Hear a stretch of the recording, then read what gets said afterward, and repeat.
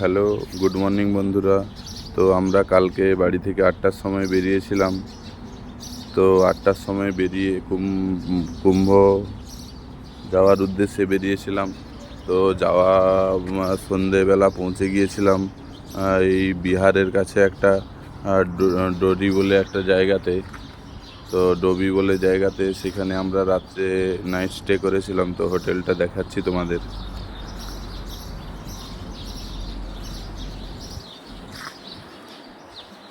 তো রুমটা খুব ভালোই ছিল। এটা হোটেলের সামনে পার্কিংটা দেখো, কত গাড়ি আমাদের কলকাতা থেকে অনেক গাড়ি এসছে, এই গাড়িগুলোও যাবে। তো আমাদের বাইকগুলো এখানে পার্ক করা আছে, চলো তোমাদেরকে দেখাচ্ছি।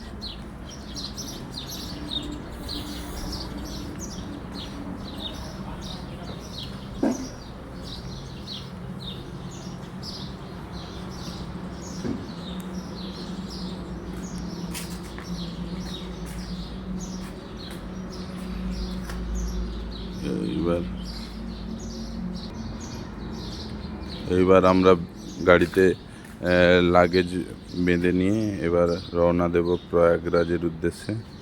চলো দেখা হচ্ছে।